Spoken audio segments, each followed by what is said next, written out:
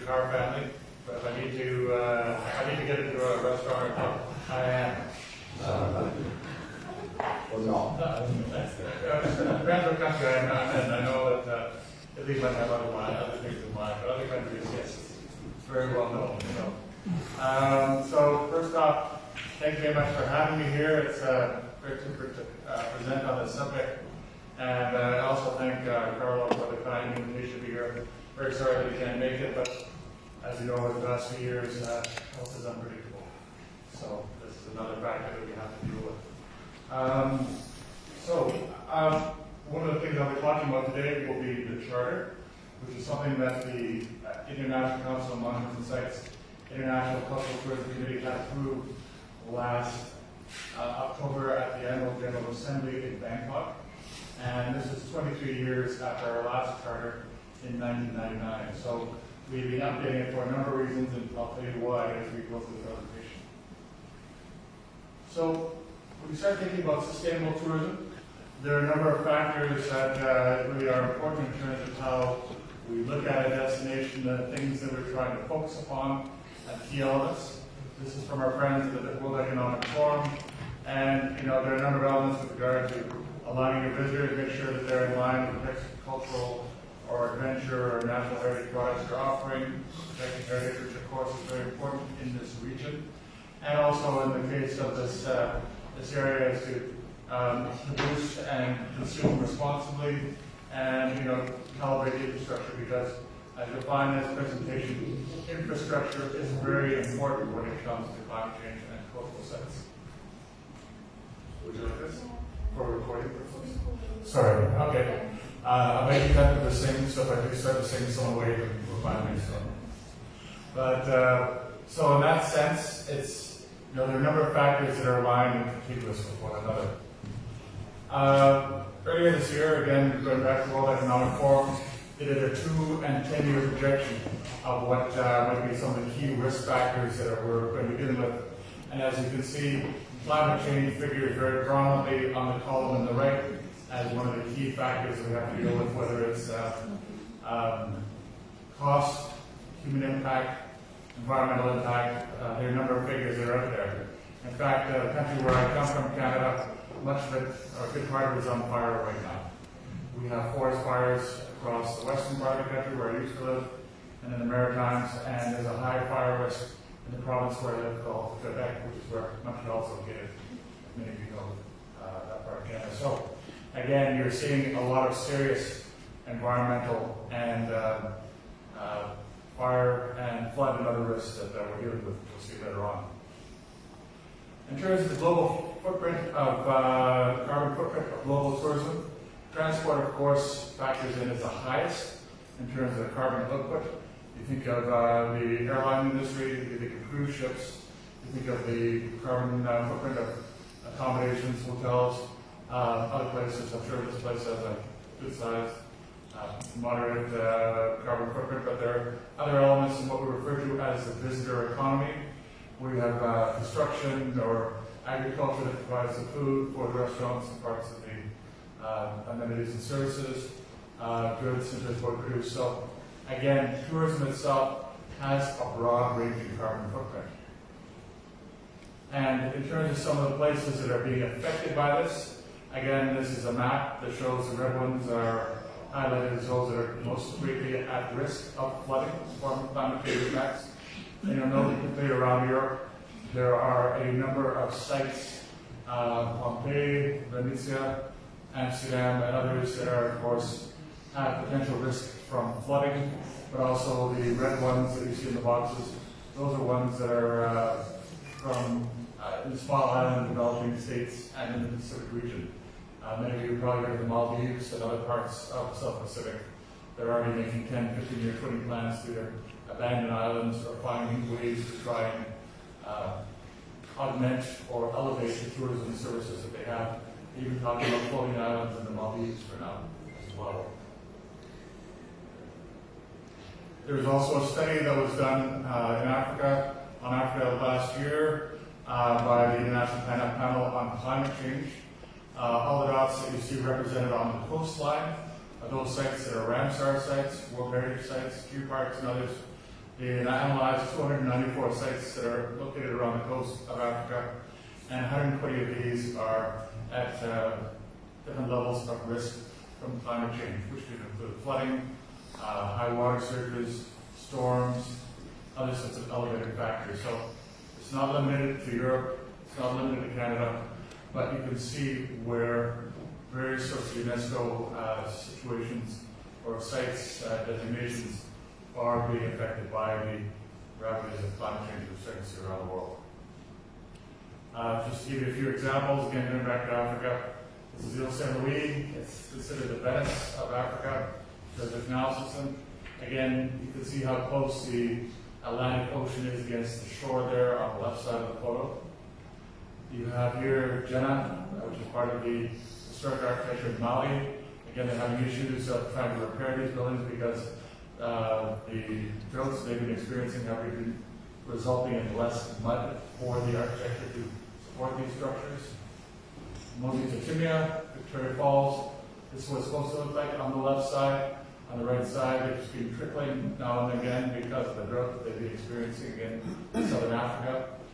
And finally, here in Ghana, where they have forts and castles from the enslavement era in West Africa, and you can see that long column that extends from the cannon.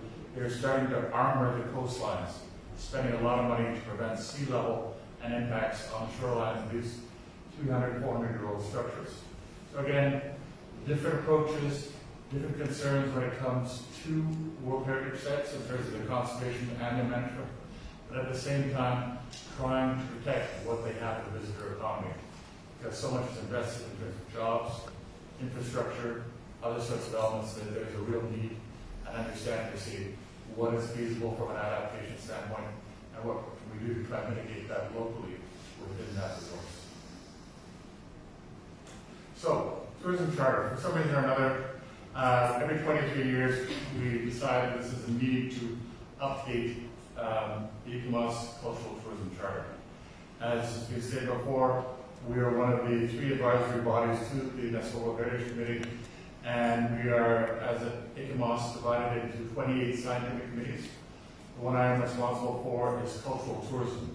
And most of the scientific committees, they have a charter to at least outline the principles and statements of objectives for their individual fields of work.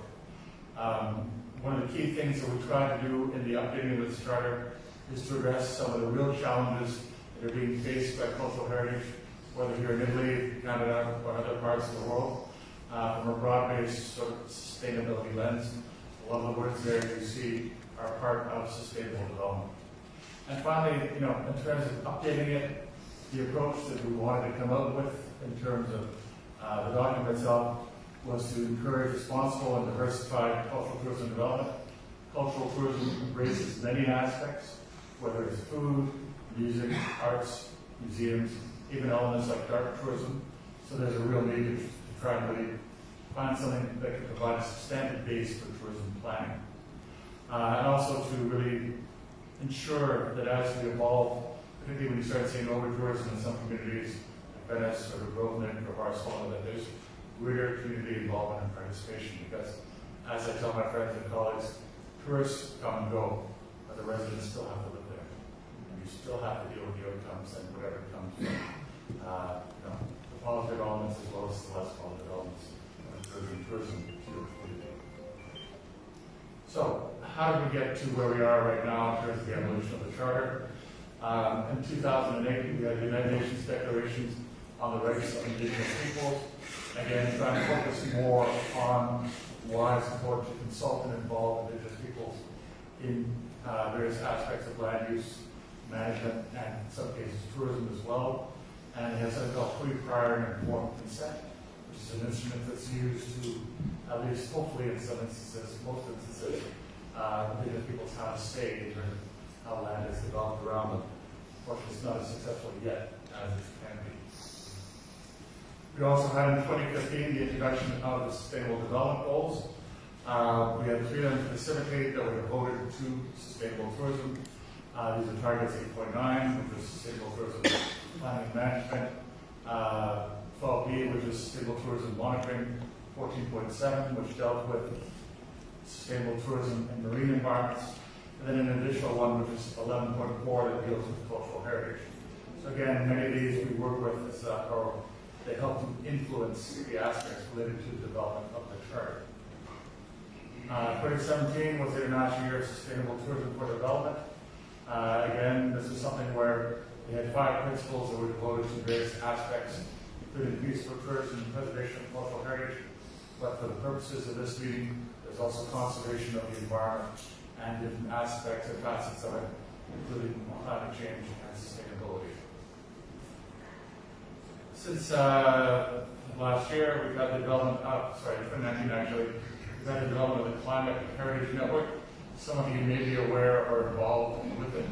And specifically, this is a group of, it's in part an ECOMOS-led process where it's started in Edinburgh in October 2019, and it's focused on different facets of cultural heritage and groups that are involved to try and invoke cultural heritage planning, management, and adaptation mitigation strategies to support the construction of sites and environments. Last year, you had the development of the Glasgow Declaration as part of COP26, and these were factors where you as a destination or as an organization or some kind of entity would sign on to the declaration. And the difference is that opposed to some kind of charter, some kind of statement, or some kind of document of some kind or another, it's specifically focused on commitments that you as an organization, by signing on to, are supposed to undertake within the first calendar year and subsequent years as an organization to reduce your climate change impacts. And I should add that about 2021, ECOMOS also declared a climate emergency as well. So a lot of our programming now is focused on trying to reduce climate change impacts in the focus of our work in the sectors that we work in. So, getting more focused in terms of our subject area, after my long beginning. We have 3 objectives within the charter, and the third one is to guide cultural heritage and tourism management in supporting the UN Sustainable Development Goals and climate action policy. So instead of being buried in the document or not being a focus of our work, we've stated up front, this is where we stand. We've drawn that line in the sand. We also have Charter Principle 7. We have 7 principles that we focus upon.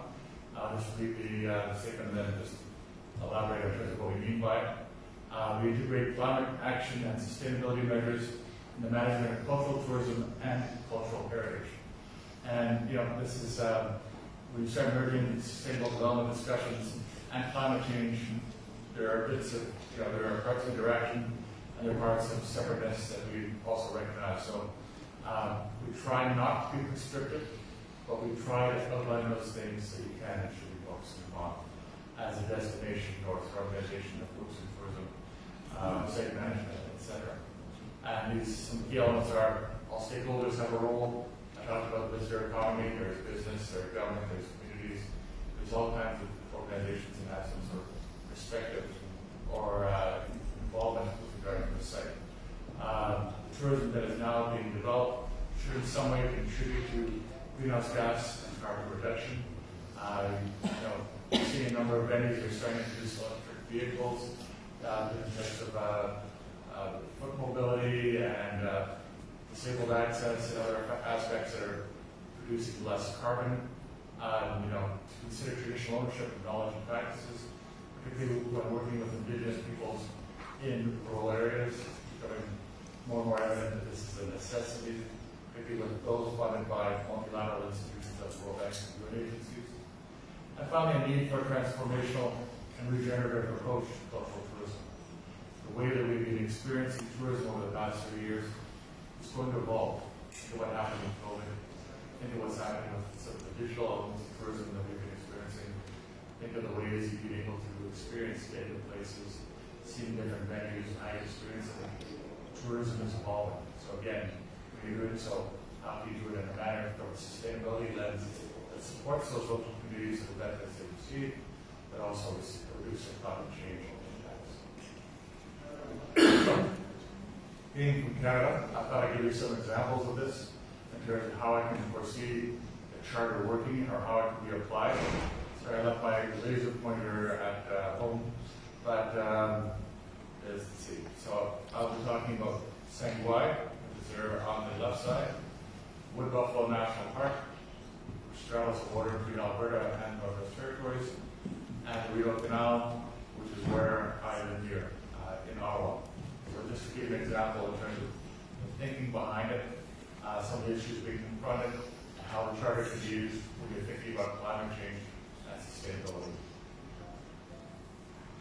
So the first site is Sangwai. It's mostly in Canada, very interesting site. It's very well known for its totem poles that some of you might be familiar with.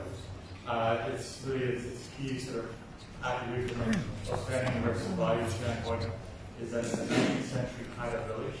It's still unique, it's still very intact.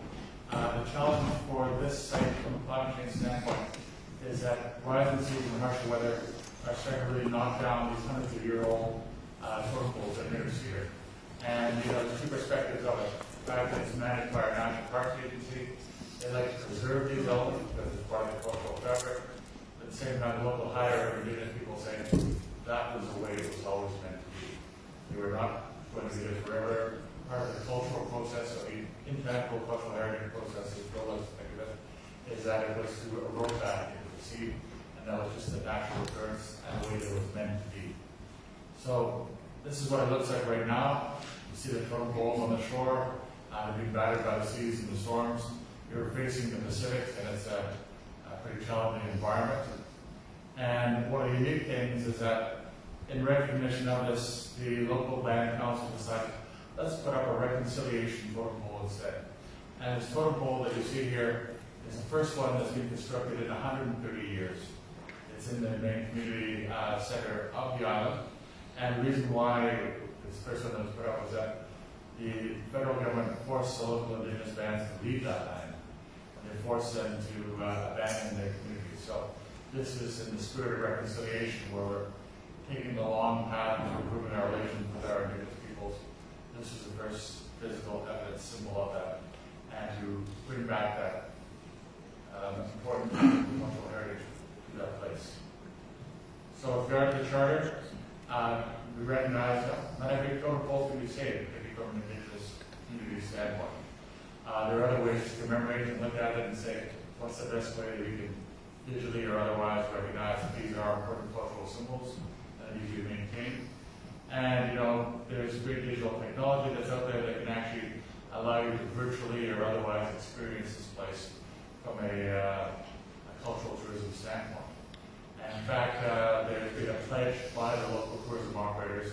You're starting to see this more in other destinations like Palau in the South Pacific and other regions. They're trying to say, you as a visitor have an obligation when you come here, yes, to enjoy and to appreciate the place you have, but at the same time try to maintain a lower environmental impact, try to support local community businesses, and do other things that are really trying to be beneficial from a two-way relationship. And so this is what they've created with the local tourism authority. Second place is Wood Buffalo National Park. This is the largest park in North America. It has a huge footprint in terms of a site. And it has a lot of buffalo or wood bison, that they're also known as, and it has a really beautiful cultural landscape. The challenge is, as I said, it's on fire right now. Very dry conditions, high winds, droughts in parts of the province are causing the site to really suffer from an environmental standpoint. And so in that perspective, it's affecting tourism attractiveness, of course. No one really appreciates bringing out resources. And also visitor numbers, because people are very reluctant to travel there with the really intense fire smoke that's in the air. This is what it looks like. You can see the helicopters going in there. What you don't see is that they have huge buckets underneath the water that they're dumping on the fire where the basis. You have planes that come in that are dumping fire as well, water and other elements to reduce fire. So again, it's been an ongoing process. This is what it looks like. So you can imagine the touristic value of that whole area. So very job as it is. And also, more importantly, the way that the local indigenous community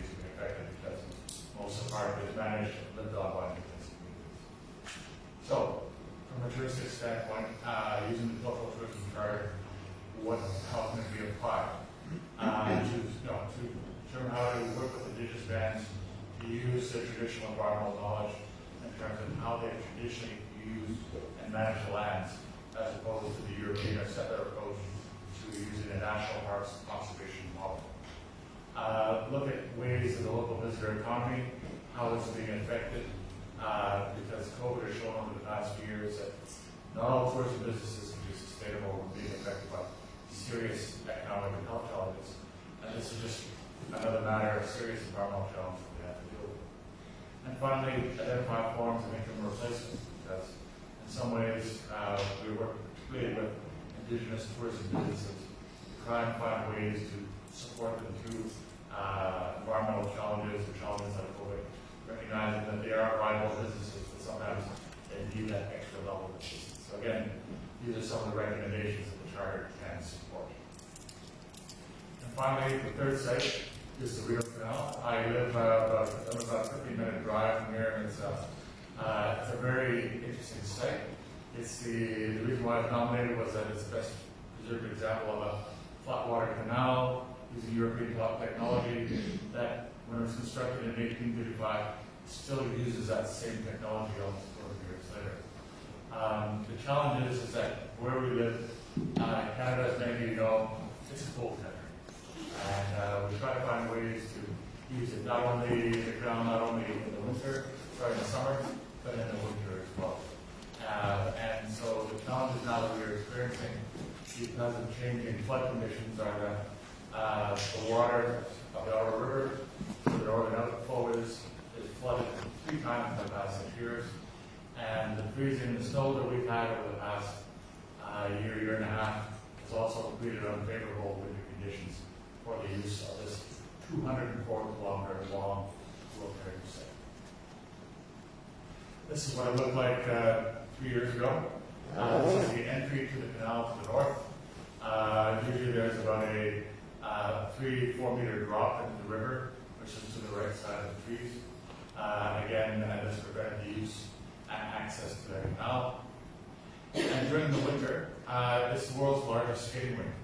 It's 7 kilometers long, and we have used it as a key element within the tourism infrastructure of Ottawa.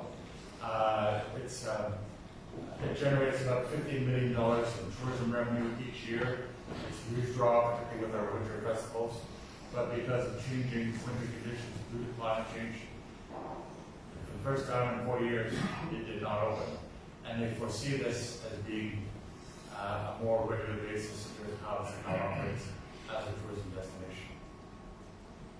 So, the Charter approach, what sort of things can we consider when looking at this site? One of the key things we saw the flooding. How can we use the canal so the outflow from the canal isn't restricted so much by the Outer River? Try to contain it within the canal until that floodwater subsides. Identify other forms of tourism activity that can replace large watercraft. There's a lot of boats that goes through there. 204 kilometers. It connects the Great Lakes of Lake Ontario to the Outer River. So how can we have different types of kayaking, canoeing, and other sorts of less demanding, less carbon footprint producing activity. And finally, we are looking at a lot of ice and snow science to find ways that we can better use the canal that does not have such a huge climate impact. And so one of the things that you see on the right is that I grew up going on these boats up and down the canal. They used to be diesel powered. The past 4 or 5 years they're using electric boats. So this is an electric turbo that you see here as part of the mitigation strategy and how we use it now. So finally, for one last sort of tool to give you some sort of perspective, we've done work with the Organization of World Heritage Cities. We've just completed a report for them on cultural tourism and visitor management framework. And specifically what it does is that it uses the SDGs, our cultural tourism principles, and also how we look at the application of the visitor management assessment and strategy tool. So again, 3 elements that particularly if you're involved with World Heritage, like our friend in the back here, that's another level of reporting. And I know that everyone loves reporting within World Heritage. So they're being a little facetious. But this is the tool that's being used right now. It's being developed in conjunction with the World Heritage Center. It's called the Visitor Management Assessment and Strategy Tool. This is an older image, so it doesn't have the S in there. But in essence, it looks at a quadrant in terms of how you're doing from an economic, environmental, sustainability, and other lenses in terms of your site. So you can determine how and where you can support it from an SDG standpoint. And in the creation of this tool, we basically sort of use the 7 charter principles, how they correspond with the BMAS, that colorful image that you just saw before from a reporting standpoint, identify where the key areas are within the BMAS, and then from there, examine where the gaps are in terms of how you manage your site, particularly from a climate change and sustainability standpoint. So when you're looking at it, the tool is developed in such a way that you can specifically pinpoint some of the areas or issues that are needing support from either an infrastructure, a management, or some sort of other element, an operational standpoint, in terms of how you can reduce your climate change impacts and also maintain a better level of economic, social, environmental, and cultural sustainability. So, in closing, just to give you a few thoughts, I think that there are a number of new tourism strategies, orientation that are required from a World Heritage standpoint to focus on the different elements of the new normal, of constant destabilizing threats. And I'm not just talking about climate change, obviously natural disaster, things like pandemics, conflict as they're experiencing in Ukraine right now. There are a number of challenges across the World Heritage system that are sites are being affected in terms of how they're being managed, and of course other ways in which the tourism is being affected, and how you try to maintain that consistency, growth where possible, but at least try to be consistent in terms of revenue that benefits that your site is accruing. Part of the tourism planning needs to be a part of all future World Heritage nominations. When I've seen a number of nomination packages, it's very thin, to be honest, and it doesn't always, it rarely accounts for sustainability and climate change. And I think that needs to be updated just because of the fact that it's going to become more and more a factor when you're looking at resiliency for your destination. Not just sustainability, but resiliency in terms of how you deal with the various challenges that I mentioned before. And it should be integrated within the national, regional, and local authorities. Many of the sites, yes, you might have a World Heritage Site Manager or designation, but particularly from a touristic standpoint, you do have partners from a business, from a community, an NGO, from an academic, from other standpoints, and then you have it from the different levels of government, whether it's municipal, regional, provincial, otherwise. The Rideau Canal site that I showed you, it's managed by 5 levels of government. Can you imagine trying to get 5 levels of government to cooperate with one another and agree on various things as well for one site that's 204 kilometers long? So again, these are some of the challenges that you're facing. And ultimately, at the end of this, as a friend of mine at the World Heritage Center mentioned, OUV is always sort of the bottom line. When you are trying to manage these sites, and the key factor, whether it's tourism, whether it's sustainability, whether it's climate change, whether it's resiliency, all those important sort of things to consider. It's the OUV that you try to maintain because that's what you're on the list in the first place. And that's what you're trying to maintain. So, mille grazie. Thank you.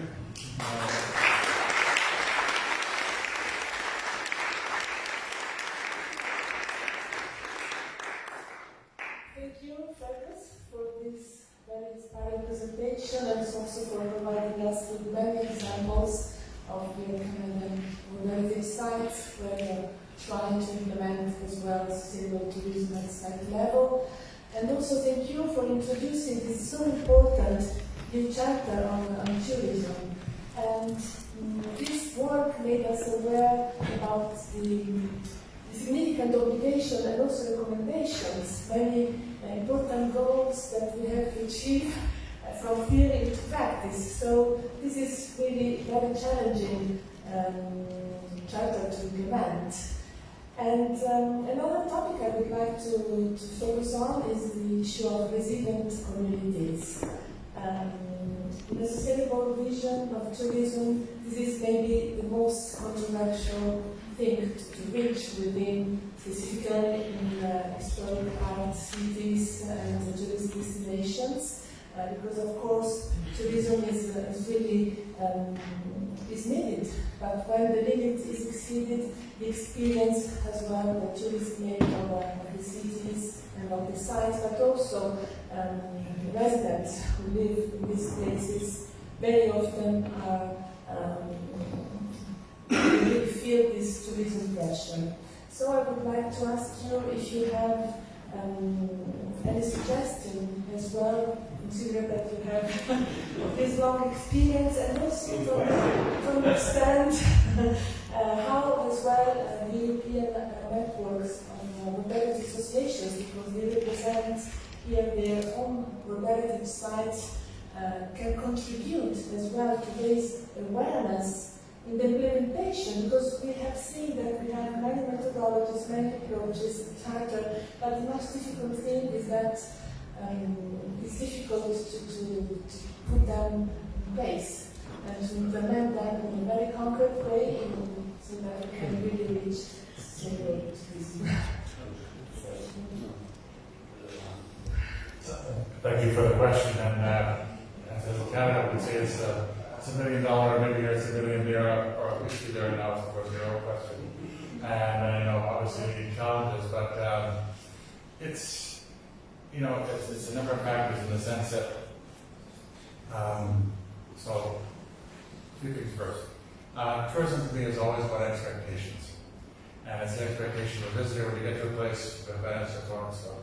This fabulous culture, this fabulous heritage, or we come in Italy, great food, as we saw last night, just stepped out the door.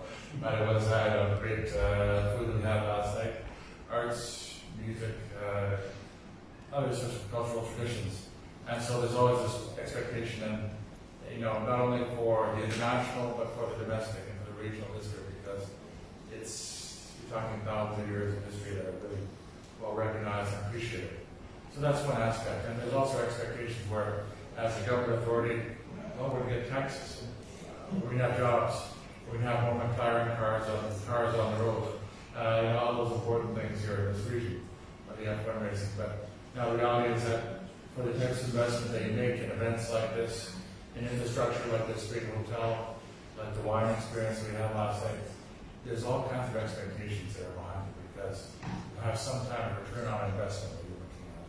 And not only 1 year, 5 years, 10 years, 25 years, there's that sort of expansive view that you have as the longer term. And the other thing is that there are different types of tourism products. There's adventure, there's dark tourism, there's culinary tourism, gastro tourism, all sorts of ways you can try and attract people to your community. But one of the key things, as we saw from the first slide, is that you have to align, if possible, with the wants and needs of the local community. Because it's one thing. I've lived in Western Canada where it's very quiet and there's low population. But it's easy to get around as soon as you introduce more cars, or you can't get a seat at your favorite restaurant, or you can't go to the movie house because something else happens. Local residents get upset because of the fact that I can't do what I used to do when I lived here in this place. But at the same time, you're opening up opportunities for economic development that they probably did not have before. And this is the challenge: is that how do you get it on the ground? How do you get the support businesses that are there, transport, laundry, food, communications, guidance, all those things that are part of that visitor economy. And especially for rural communities, it's very difficult because it's not easy to find staff. It's a huge problem in Canada. I'm assuming you have a challenge in as well. And finally, from a World Heritage standpoint, just to go back to Canada, so it's an easy example, we have one site that's on our tentative list. It's a very interesting site. It's in the Arctic Ocean between Nunavut, which is our northern territories, and northern Quebec, which is the province where I live. And there's a site that was named in 2017 on the tentative list. And the Indigenous people, they had some unexpected visits from tourists. They talked about it, and they realized, no, maybe we don't want the World Heritage nomination. Maybe we don't want the responsibility that comes with it. Maybe we don't want to have our community forever change hide those cultures go to our shores. So they're in talks right now with the Canadian government to potentially have this thing moved from the list. I know it's, Italy has the highest number of other areas, and they do a great job of them here, especially in this province. But I know that in other places, they're starting to question, challenge. Think of what happened in Liverpool last year. And so, it's an evolving process. We're 1,157 sites now, I think, and there's a huge demand for it. But again, there's not always a realization of what comes with it, what are the incomes, and the expectations that people have don't always meet what actually occurs at the end. Thank you so much for your considerations. I don't know if Matteo has some consideration to share, and then I would like also to have from our colleagues here if they have any question as well to Fergus or any consideration from their point of view. I was thinking of a definition of cultural tourism that was produced in a project in which Unesco participated and was completed recently, funded by the Horizon Europe program. Which sounds cultural tourism as a form of tourism in which visitors engage with local heritage, cultural and creative activities of the host communities for the purpose of gaining mutual experiences of an aesthetic, creative, emotional, educational, and/or entertaining nature. And this serves me to go back to something I mentioned before, which is the ethical commitment that goes together with the inscription on the World Heritage List. Being part of the system also implies embracing fundamental values of UNESCO related to constructing peace in the mind and fostering equitable, sustainable development. The two things cannot be separated. And this means that we should all keep in mind the necessity to also offer a meaningful experience to visitors when experiencing a World Heritage Site, in the sense of having the opportunity to get a greater awareness and possibly a more mindful and meaningful experience related to what are the global challenges and issues related to this place, but also to their own, personal context back at home, so that experiencing a World Heritage Site can be an opportunity to reflect on behaviors, more sustainable consumption and production patterns. So this educational, non-formal educational dimension and mission of World Heritage Sites should go hand in hand with sustainable visitors management, in my view. Yeah, I agree with you. Okay, thank you. Anybody else? Yes, please.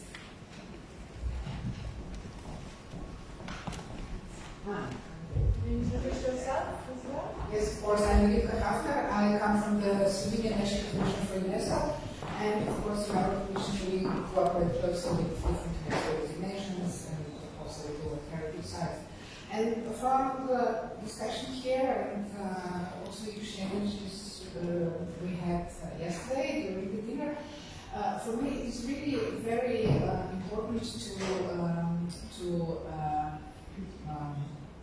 concentrate also on the values which really are behind the World Heritage Convention or any other UNESCO program which results in a kind of a designation of the site or whatever, all the UNESCO designations. So the main, it's not a brand, as Matteo rightfully said. It's a set of rules, a set of obligations, it's a set of, I would say, also ideas behind the whole thing. And of course, the impact of designation of UNESCO designation to a site or to a national monument or whatever can be positive, but it also can be negative. And negativity comes mostly in the societal part of it. So for me, the main question is how to convey these values which lie behind the UNESCO nomination and designation to the visitors. It cannot be limited, this duty, only to the site managers, because they are not the ones that bring visitors, mostly they are not the ones that bring visitors to the site.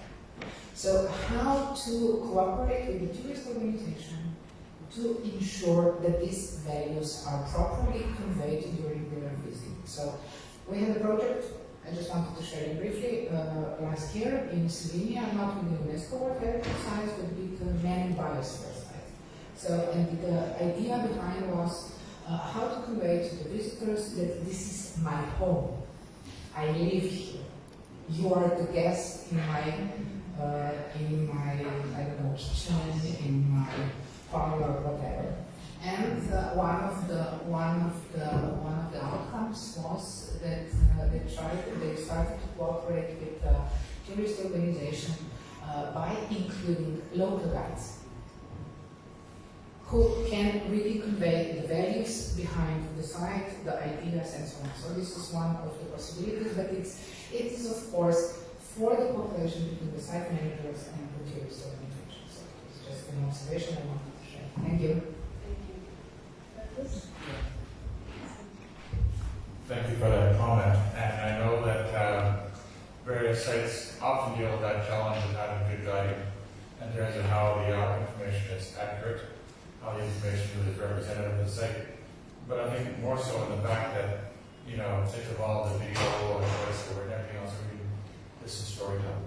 And that's what really sort of draws people to the site, whether it's Slovenia or Italy or elsewhere. People want to know how and why you're connected to that place and why it is important to you. And I know that the work that I've done, it often comes down to that narrative, which is really important in terms of conveying that personal information, like my child used to play football there, or you know, this is why it's not a good restaurant, and this is why I like food there, and I know the owner, and if he or she makes great pasta or great, you know, other dishes that are very popular for that region. So I think that's why storytelling is so important. And I think that what I know that in some instances, particularly from a regional or thematic standpoint, Parks Canada, which is our national body in Canada, they collectively meet on a quarterly basis to discuss these issues. And I would say that, you know, from an Italian standpoint, perhaps, because we have these European organizations, we have a great thing we've discovered over the past few years with Zoom, and you don't have to travel, and you can actually meet with one another. And I think that this is an opportunity where more communication and focus on specific agendas where you set the direction for it, and whether it's for economic or social or others you mentioned, have those discussions, because I know that they're important.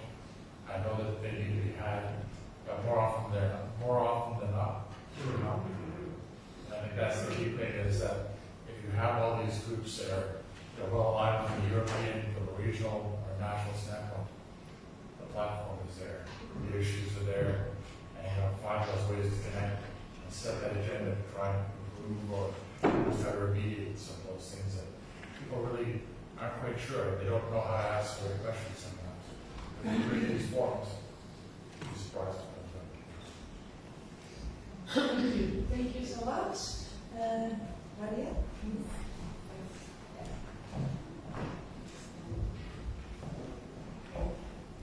Good morning. I am Maria del Pozo. I am a representative of the Alliance of World Heritage Cultural Landscape. This is an Iberian association seated in Spain with members from Portugal and Andorra as well. And I was wondering, having seen about this chart, congratulations to the chart, but I was wondering if there is an action plan to implement it. Yeah, because that's one thing that I'd like to know. We know what we have to do, but do we know how we have to do it? And which means that we count on to make it real?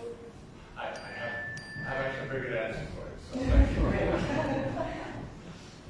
Thank you. You touched upon an important subject that I should have responded to earlier as well. One of the first things that we've done is that we decided we want to make it the most translated ECOMOS charter possible. So we're up to 8 translations right now. It is available in Italian, so you know that. So if you want to, if you have any troubles getting to sleep at night, you can just open it up on your screen, and I guarantee you'll have a good sleep afterwards. but it is an interesting document other than that. It's also translated to Mandarin, Arabic, and also, of course, French, Spanish, Italian, and other major languages. And we're working on Hindu versions, and we're working on Icelandic. So, again, yeah, I think so. And so it's so that's the first element. The second element is that we want to make it live through different instruments. So this is why we created that instrument for the Organization of World Heritage Cities. We had originally looked at it from it's called a sentiment index. And basically the sentiment index was popular for about 6 months to a year.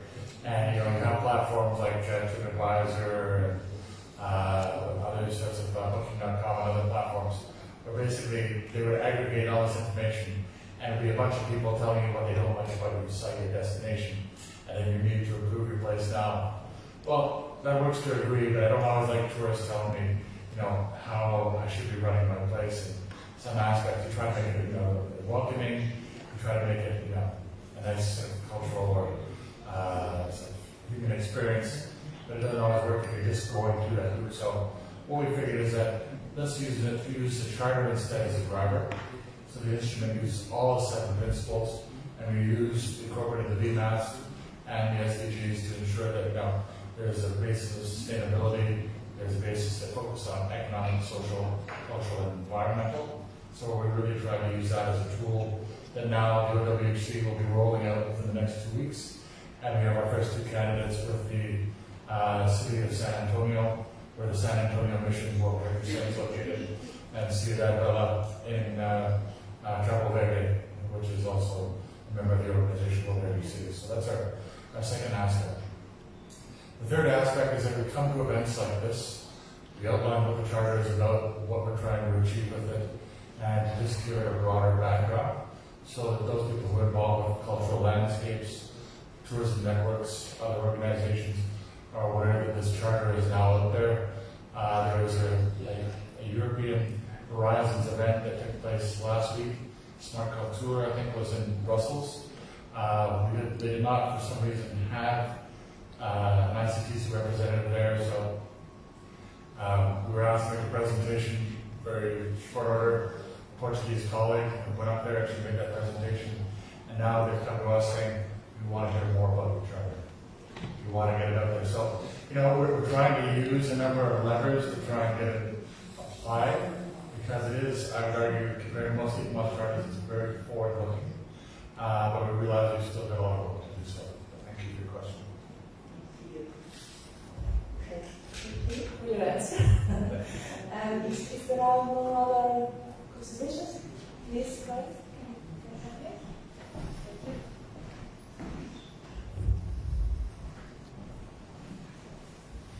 Thank you so much for the presentation. My name is Chloé Campo, and I'm the representative of the French Heritage Science Association. And as a network, we bring together cultural and natural science. And since we have advisory bodies together, I would like to know if you intend to implement and to design a charter for cultural and natural heritage tourism. Do you think it would be very different to draw up a charter for natural sites? I think it's time to work together and to erase boundaries between natural and heritage sites.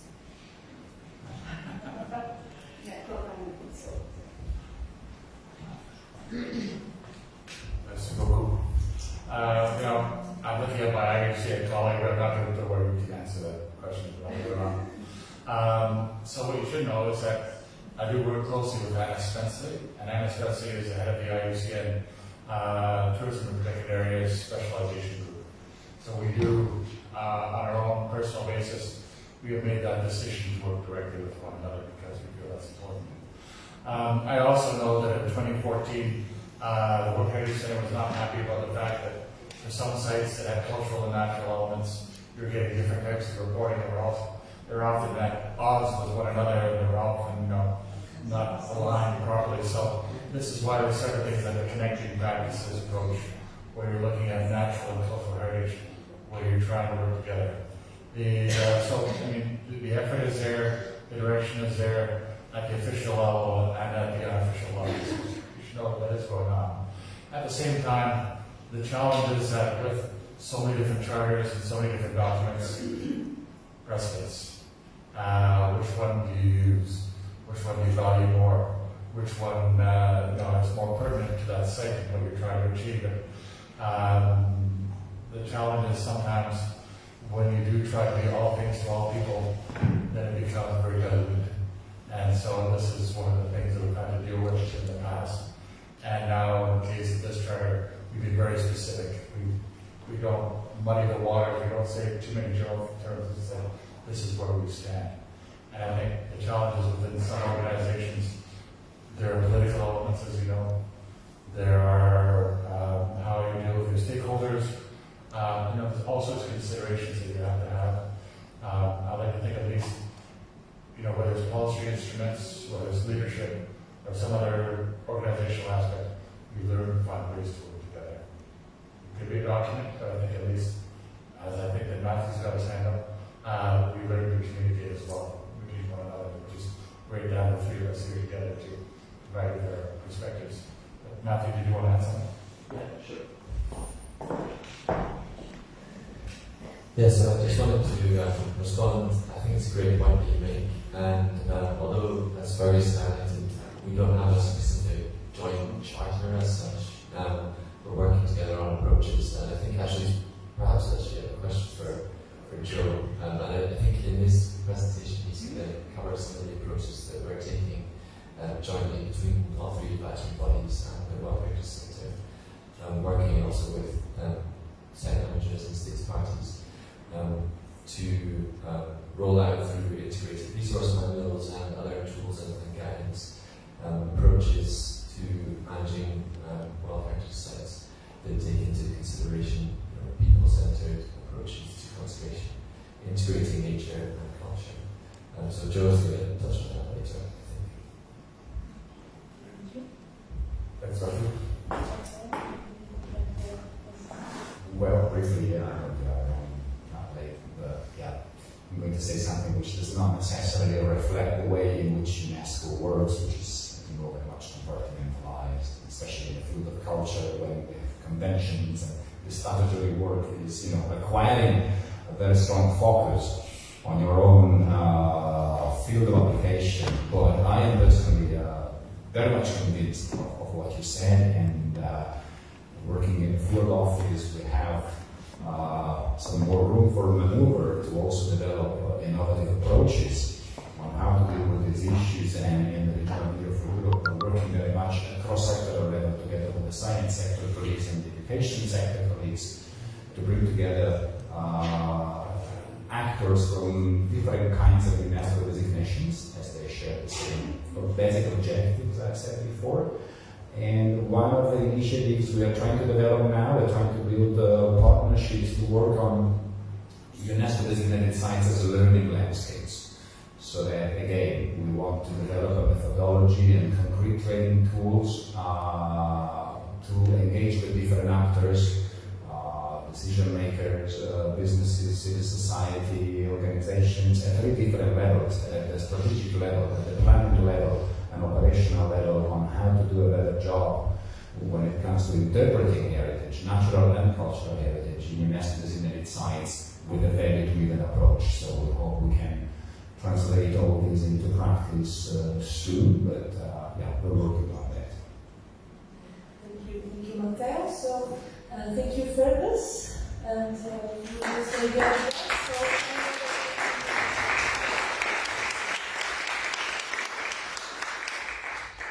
So I invite Joaquin to join us here for his contribution.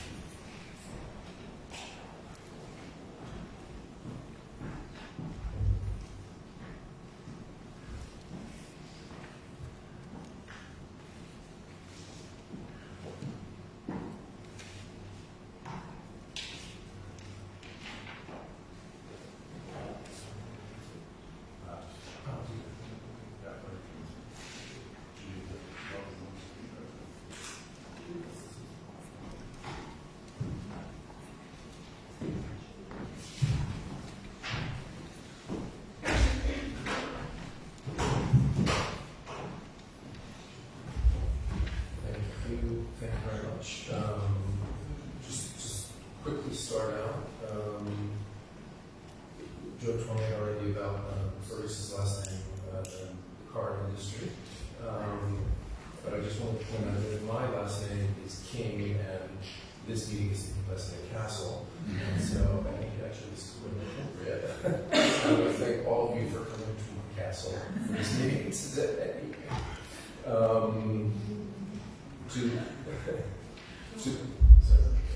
To start out, actually, before I get into my actual talk, I'm not well, actually, maybe I'm wrong on this, but I just wanted to start out and introduce ECROM first, because I'm not sure that everyone knows what ECROM is. We're of the there are three advisory bodies to the UNESCO World Heritage Convention, and the two more well-known are ECOMOS, where Fergus just came from, and IUCN, where you'll hear later a presentation on the national heritage. And the reason that they're much more well-known than ECROM is because they do the evaluations of new properties, of potential new properties to the World Heritage List, and ECROM has never done that. The reason being that we're actually intergovernmental. We have member states, 137 at the moment. ECOMOS, on the other hand, is an NGO and it's made up of individual members, and so theoretically there's not the same kind of pressure from states. Actually, theoretically, I said that's not always the case. IUCN actually has a hybrid status. It's partially NGO and partially actually IGO. But again, dealing with natural heritage. But so, what is ECROM's role here? ECROM, first of all, it's just so you know, it's actually based in Rome. So I'm also sort of kind of local, not exactly to Veneto, but at least to Italy. And we deal with sites once they've been inscribed on the World Heritage List. We don't really deal, although I sit on the ECOMOS panel in a non-voting manner, but it's in a non-voting manner, and we deal with sites that are already inscribed on the World Heritage List. So we deal with state conservation, periodic reporting, but also our main role is capacity building and training, and that's I think where we built our area of expertise over many years. And the reason that I want to mention that is going back to your question, and thank you for that question, which is the issue of capacity building in culture and nature. When I started, that's why I should also just confess, I've been myself working on World Heritage for 25 years now, which is exactly half the time of the convention. The convention turned 50 this past year, and I've actually been working on the World Heritage Convention myself personally for the last 25 years as a representative from ECROM. And I can remember very well 25 years ago, actually the first meeting I ever attended was here in Italy. It was in Naples. Not that matters, but that was the first meeting that I came to. I remember very well from those early days, 1997, 1998, 1999. We would go out for drinks with IUCN. We'd have a beer after the meeting. There was very little to no cooperation between the culture side and the nature side in terms of actual programs, in terms of actual activities, in terms of how we looked at things, how we worked on things, and that was ridiculous on our side. No offense to my ICN colleagues, but it really didn't make a lot. It really didn't make a lot of sense. So your question is actually very well welcome, let's say, and I'll add to what Fergus has said and what Matthew said and what UNESCO said on this to say that we've recognized over these years that was not probably the most helpful. The convention as a convention is an amazing instrument because it's the first time we bring together culture and nature in this way. And so people look at that and they say, wow, this is really groundbreaking. From 1972, this is really groundbreaking that we're bringing together culture and nature. But then we never actually brought it together from a functional point of view, from an actual working point of view in the early days of the convention. I mean, there were a couple of mixed sites, but they've always sort of been treated separately in a way. And as was said, that also, even in terms of reporting, sometimes that was a problem because maybe it was the environment administrator was reporting on the natural part of the site, even a mixed site, and the culture administrator was reporting on the cultural values. So, what have we been doing?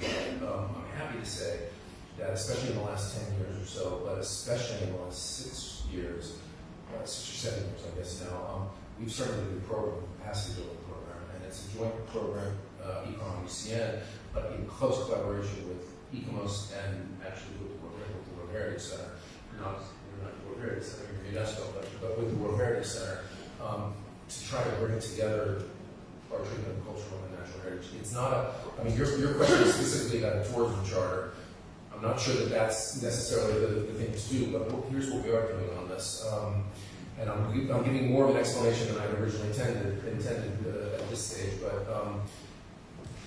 what this program is doing is it's starting to try to join these things together in a significant way. There has been, originally when they were written, there was a manual on managing cultural heritage, and there was a separate manual for managing natural heritage. There was advice and guidance on doing impact assessments for natural heritage, and a separate advice document for doing impact assessment on cultural heritage.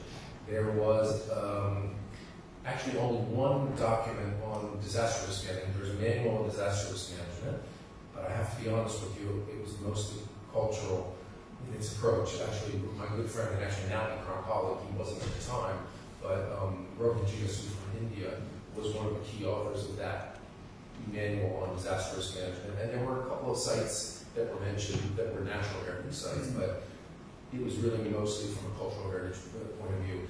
So what we've started to try to do is we're rewriting those manuals, and there's now, it's almost ready, it's not quite published yet, but there's coming out in the next few months, I would say. Yeah, it's probably in the next few months. There's going to be a manual on managing world heritage. Not cultural heritage, not natural heritage, but managing world heritage. The disaster risk management manual is being rewritten to fully integrate cultural heritage and natural heritage into that. The impact assessment, what was once a guidance from IUCN on natural heritage and even most on cultural heritage, has been rewritten, and there's a much stronger impact assessment. Again, it's not cultural heritage impact or natural heritage impact, it's impact assessment, and it looks at both cultural and natural values, and we're moving forward with that. So we're working on that. I appreciate that question, and we're actually working really, really hard on that. In addition to that, we're doing courses now, which bring together, and again, this is something we didn't do for many, many years, bringing together cultural heritage professionals and natural heritage professionals from World Heritage Sites, bringing together site managers from cultural heritage sites and natural heritage sites. We're trying to actually start that dialogue and get people to start looking at each other in a more significant way. So that's going forward. It's something that that IUCN is working on. It's something that ECOMOS is working on. It's something that Unesco is working on, and it's hopefully. I can honestly say that as this continues to build, one of my greatest pleasures is going to be 10 years from now being able to look back at the World Heritage Convention and see that it's really truly being implemented in an integrated manner between cultural and natural heritage, and that things are really being done in a joint way. So, and just to mention, so the name of the program that I'm talking about is called World Heritage Leadership. Keep it in mind when you see applications for courses. Get your people to apply for these. Because the best way we're going to achieve that integration is actually to talk. It's not even through the manuals, to be honest with you. Yeah, those are good tools, but it's not through the manuals. It's going to be people talking to each other, networking with each other, getting to understand each other, understanding my attitude 5-6 years ago when Tim Batten and I actually started this idea. My idea was that we on the culture side have so much to learn from the way natural heritage professionals manage their sites that we could actually adapt, incorporate, and bring into ours. And I think Tim had the same idea going on in the other side. And so I'm happy to say that we're actually now on that. And you mentioned it also, and I'll also underline that, ECOMOS and IUCN are also in a parallel manner working on something called Connecting Practice, and that was aimed more at the nomination process, if I remember correctly, specifically the nomination process and how to integrate the culture and nature sides in relation to that. But because the nomination process calls for management plans and tourism plans and things like that, that also then spills into this idea of management at a larger scale. So another thing to look out for is this connected practice. Is another good example of that. So thank you for the question, and I wasn't intending on starting out my talk on that. But I'm actually going to, when I get to the tourism, I'm actually looking. You don't have access to the manual yet because it's not published yet. but some of the points actually come out of the manual. I've actually stolen them from the manual. So, with that in mind, I think I've really taken 3/4 of my time, so I'm just going to have to so my, not my thesis, but it's interesting coming here and being asked to talk about tourism and world heritage. I think very often at the level of states parties, the inscription of a property on the World Heritage List is often seen as a guarantee that it's going to increase tourism and that it's going to increase economic benefit for the state party, for the local government, for the local community. And as a result of that, states parties, local governments, they spend a significant amount of time, they invest a significant amount of time, they invest a significant amount of money into putting forward nominations for the World Heritage List. And also sometimes state parties also invest a lot of political capital in nominations to the World Heritage List. I would actually make an argument, and this is between parentheses also, I would actually make an argument that they spend too much money on these things. I think if they took that money and actually spent it on the management of these places and actual conservation of these places, rather than on the nominations themselves. I mean, the nominations are so much more complex than what they were 25 years ago. And I'm not saying that that's necessarily a bad thing, because we've started to understand the properties better by having a more detailed nomination and trying to understand the property better. But at the same time, just the amount of money being invested in that is, sorry to say this, is insane. I think that's something that actually World Heritage needs to look at in the future. They need to try to figure out a way to make it more economically feasible to actually put a nomination forward, but also, this is going to sound stupid maybe I shouldn't say it, to also make it more economically feasible to not have your site inscribed on the World Heritage List. Because the other problem is that, if I've invested $1 million or €1 million into a World Heritage nomination, I can't afford to fail. If I invest 50,000 or maybe 100,000, maybe I can afford to fail at that point in time. And I think that creates some of the political pressure. So in any event, the over and above that, that money is being invested because the sense is that it's going to bring us back economic benefit. It's going to bring us, bring us back something for our investment, let's say. My question is that true? No, I'm not actually sure. In some cases, I think it is true. In some cases, maybe it's less true. And I think that's actually something we need to think about. Now, I wanted to talk about two places in specific, just to give you an example. One of them European and one of them non-European. You have the unfortunateness of having both Fergus and I speak together, and Fergus and I actually both have African connections, and so we will both be, we're both talking about Africa a little bit. But I'm also trying to get Italy because I live here and I work here, and I think many of you people come from here. Now, I'm not actually sure that in the case of some sites in Italy, not all sites in Italy, but in the case of some sites in Italy, that you wouldn't have high levels of tourism anyway. I mean, Italy is one of the highest tourist destinations in the world, and so I think whether it's a World Heritage Site or not, I ask myself sometimes whether that's even relevant. The pictures you see, you don't see the pictures on the screen yet. Sorry, the pictures you see on the screen are a couple of Italian World Heritage Sites: Rome, Florence, Venice, Naples, and Pompeii or Palladium. My suspicion is now, and I could have added 10 more sites here from Italy in this sense. My suspicion here is that there's not tourism in Venice because it's a World Heritage Site. Now, do people know that it's a World Heritage Site when they come and visit it? Some of them undoubtedly do. I would actually be willing to bet that not all of them even realize that it's a World Heritage Site. I mean, you have to be plugged into World Heritage to actually know that it's, a World Heritage Site. And so I think, we need to re-examine that, I think, ourselves and think about, is this really always a guarantee that it's going to either raise, it's going to raise tourism, it's going to raise economic benefit for us? Because I'm not sure that that's necessarily true. In some parts of the world, it maybe is true. I think in Asia especially, the label World Heritage does have a very strong significance to it, let's say. And so I think you have a tendency, places like Japan, places like China, places like Korea, I think something that gets described in World Heritage is automatically going to see a boom. And that boom, interestingly enough, is not necessarily going to be coming from Europe or coming from South America.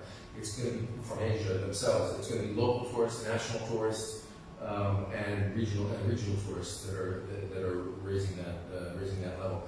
I think in other regions of the world that's not true, and I'll come back to that in a minute. But in any event, when we talk about Italian sites, some of them, may not have a significant boom of tourism. There may be an increase. I'm not saying that there won't be an increase, but it could be that World Heritage does increase it in one way or another, but maybe not huge. Two sites that I was thinking about from this region, and you can correct me if I'm wrong, but I think the Orto Botanico, for example, in Padua. I don't know if someone's here from the Orto Botanico. I've been there; it's a fabulous place, but I'm not sure how beneficial being a World Heritage site actually is in that case.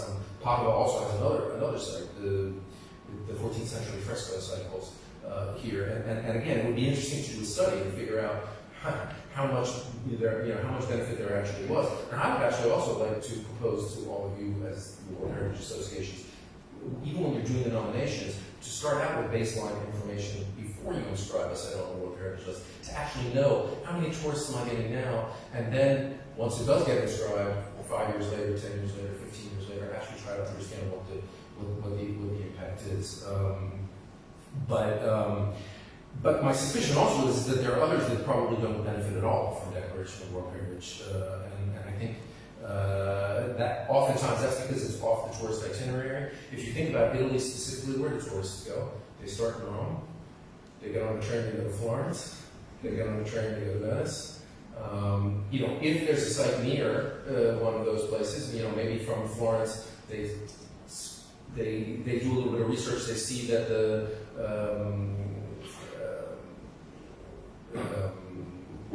Valdorcia is a World Heritage Site, so maybe they'll go off and they'll drink some wine in Valdorcia.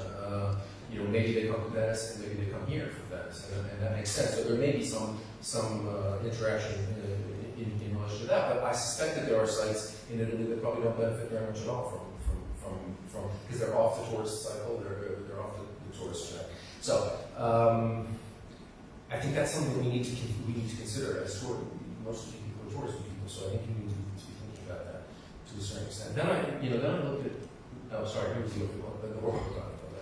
Sorry, I should have moved the slide. I get excited and I don't move my slides. Then we moved to Kenya. Completely different context, completely different place, and I think we have a different story. Most tourism in Kenya revolves around wildlife safaris. I mean, we're looking at wildlife safaris. Masai Mara, Salo, Amboseli, those are the sites in Kenya that are the real big tourist attractions in Kenya.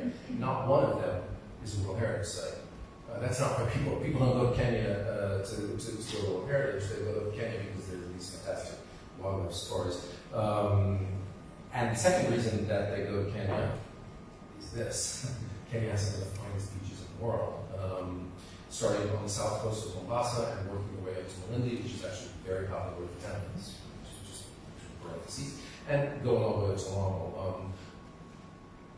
Of those sites, Lamu is actually really the only actual World Heritage Site in play. Is the only place. And Mombasa does have a World Heritage Site, but actually people don't stay in or around that World Heritage Site. They stay at the beach. The site, I'll come back to this in a second, but the site is on the island of the town, and everyone goes and stays out on the beach. So it's not even the World Heritage Site that they're going to in that case. They're going because of this. And let me tell you, as somebody who's lived in Kenya for 4 years and lived in Mombasa for 4 years, go to Mombasa. It's definitely, from a tourism point of view, I mean, I'm not a seller here, but let me go ahead and sell you on the beaches of Kenya. But in any event, the point is that sites in Kenya benefit, but they don't benefit because it's World Heritage. They benefit because they have other things to offer, other attractions. And I don't think World Heritage has actually made a very major difference in their tourism. So, but then let's go to other parts of the world. This is not Kenya actually. This is Benin. This is the Royal Palaces of Abomey. This is a World Heritage Site. I'm going to first maybe you're going to disagree with me. I don't think anyone goes to Benin and goes to the Royal Palaces of Abomey because it's a World Heritage Site.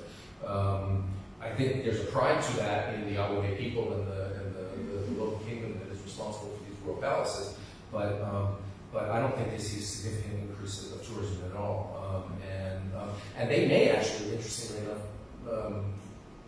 have a higher tourism coming up in the near future. And that has to do actually with France, is that because what France is doing right now is they're about to repatriate a whole bunch of artwork of the Arabic kingdom and of the country of Benin to Benin. This is not the Benin bronzes that you hear, which is actually in Nigeria, a completely different country.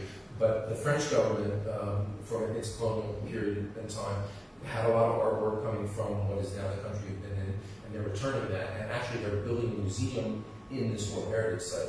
And I suspect the boom in tourism as a result of that is probably going to be significant. And in fact, boy, we really need to plan that now, because the plans for that, and this construction hasn't started yet.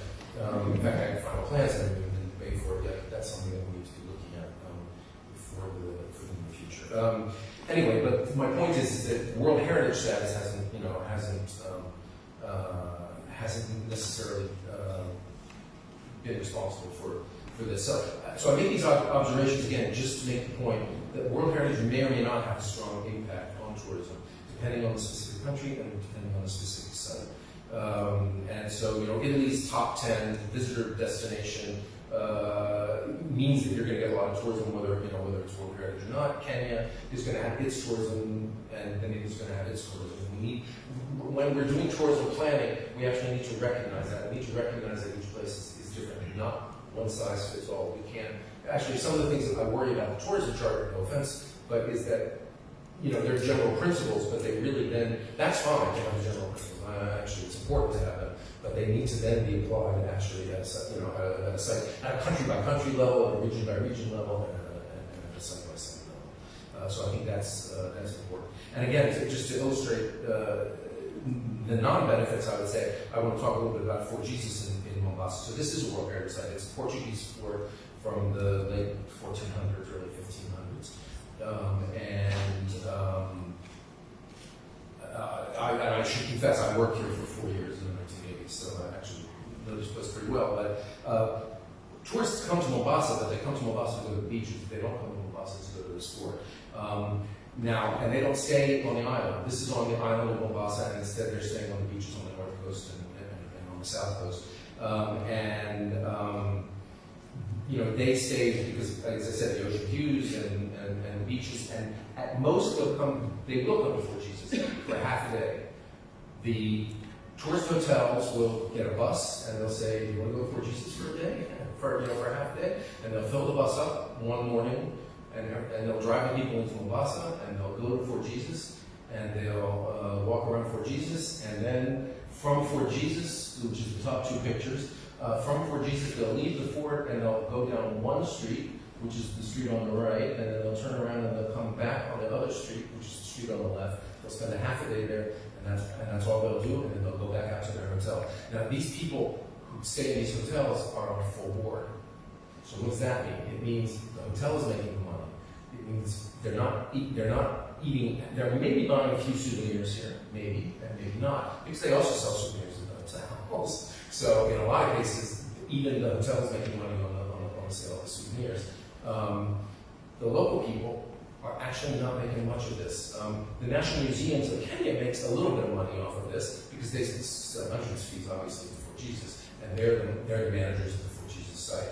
But the people of the old town make very, very little money out of this. They, maybe if they have a family member who's working at a hotel, obviously they have employment out of it if they're working at the hotel. But they're not making money on the restaurants. They're not making money on the souvenirs. They're not making money on all the other things that we have with tourism. And I can tell you, people in the old town of Mombasa complain strongly. They complain because they don't feel like they're benefiting at all from this. And not only that, they complain even more because they say that since the old town of Mombasa is the buffer zone, we had the explanation yesterday on what the buffer zones are in relation to this site. Since the old town is the buffer zone, because it's the fort that's the World Heritage Site, but the old town is the buffer zone around the fort, they're not allowed to do anything with their houses anymore either. Even doing maintenance, they have to ask permission. Adding a story, they have to ask permission. Changing their windows, they have to ask permission. So they argue they're actually suffering and they're not benefiting in any way. So I think these are things that we need to think about in terms of local communities, and we need to think about how are we dealing with these things. I'm going to have to do it really quickly now. So these are some of the problems that we have. The problems, and you raised this already. What happens when things are get so crowded that people can't stand it anymore? Local residents can't stand it anymore. Actually, the picture on the bottom left is actually an inside picture. It's in the Vatican. But what happens when the visitor perception is you've got 1 million people in there? Can you even enjoy that artwork? Going back to Venice. I mean, when you're walking along and you've got 1,000 people around, and again, no offense to our Venetian friends here, can you, as a tourist, can you even enjoy it? Much less what happens if you're a resident there and you actually need to get to your job, and it's hard to actually walk down the street and get to your job. And what happens when businesses change? The picture at the top, this is an old picture that I had from Florence, and I used to make the argument that the center, the central stroke of the Firenze is mostly gelaterie. It's leather shops and bureau de change, money changing places so that you can get your Italian money. Now, that's maybe changed a little bit because people use credit cards now, so maybe you don't need as many money changing places. You have ATMs. But still, I mean, what happens if I need to buy a nail to put up a picture on my wall? What if I'm a resident here and I want to put up a picture in my house? Where do I go to the hardware store? Interestingly enough, about 5 years after I started talking about Florence like this, I found the place where the hardware stores are. It's off on one street over on in the far way, and you can actually get your hardware there if you know where you're going. But again, most of the central store is even over to these tours and things, and that creates a problem, and it's something that we need to think about. What do we need to do about that? We have to start asking ourselves, how do we deal with this? In the first place, we do need tourism planning, but we need tourism planning in a certain way. It needs to be a holistic tourism planning. First, already in his presentation said that there's a 2-page or a 3-page tourism plan. It's a part of the nomination file, maybe not even 2 pages. Okay. But the problem is who's writing that tourism plan? What we need is, so I would make an argument, what we need is not just a tourism plan. We need a tourism plan integrated into the management plan. We need a wider management plan that understands the values of the place, understands the significance, understands issues that are not related to tourism and not related to heritage either, traffic, schools, other things related to living in this place. I mean, there needs to be sort of an overall plan, and tourism needs to be an integrated part of it. Because if you don't do that, you wind up with a tourism plan that maybe has no bearing on the other parts of the management plan, on the management plan itself, and you can wind up also with contradictions. I mean, I can imagine if I have the tourism, the assessore of tourism, who's making a tourism plan, and he's going to try to do the best for tourism. He's going to try to promote as much tourism as he possibly can, because that's his job. I understand that. But at the same time, if you have the representatives of the local community, they may have a completely different view about what's the best thing for them or not. And so the idea, I would argue, is you need to sort of have a comprehensive and integrated plan that can be developed even separately in a way, but they need to be done in parallel, and they need to be interlinked with each other to make sure that the objectives ultimately are the same, to make sure that the solutions are ultimately the same, and to make sure that we're working together in the same way. We're running out of time. Okay, all right. So just really quickly, sorry, I'm back. So basically, we have this manual now that's coming out. I'm not going to go into significant depth on this, but we have this manual going in publication right now, and there is a section on tourism. And what you see here in front of you is essentially the general considerations that we need to take into account in relation to planning for tourism within this larger management framework. So things like making sure that it's participatory. And let me quickly just say something about that, because when you talk about participation, you need to be careful about things, because there are nuances to participatory approaches. We talk about governments, we talk about the industry, the the industry level, and we talk about communities. But within those three things, there's actually some things. Fergus mentioned that there are 5 government levels at the Rideau Canal, and each of them has a different interest. So when you have, when you bring them in as stakeholders, it's not the government that you have, it's actually all 5 of them. When you bring in the tourism stakeholders, what do we have here? We have buyers and we have sellers. I suspect, you can correct me if I'm wrong because you know better than I am, that the buyers and the sellers maybe have different interests. And so actually we need to make sure that we have buyers and sellers in this, and we need to make sure that we have buyers and sellers from the local level, also from the international level, also from the national level, because each of them are also going to have different, and then the communities.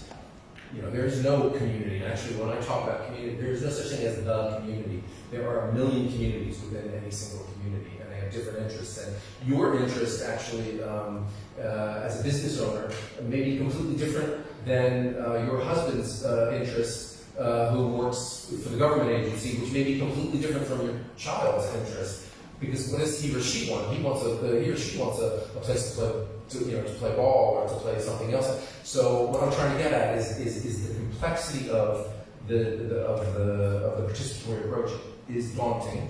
But let me tell you something. It's the only way to go forward, because if you don't do that, you're not going to wind up with a plan that's going to end up working at all. So just to say, so I'm not going to read through this whole list at this point because I'm running out of time, but just to say that you can see that we need to, we need to make sure that we're interpreting OUV very well. Actually, the example, let me also really say I'm happy to hear the presentation from yesterday evening.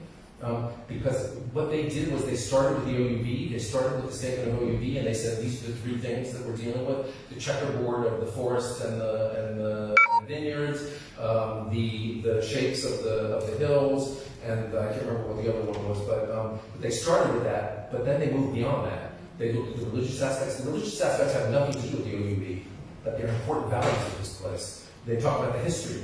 That's not part of the OUV, but it's an important part of this place. And so the idea is to start with the OUV and go wider in terms of building heritage values. So I'm gonna. So again, you can see these, and I don't know if this will be.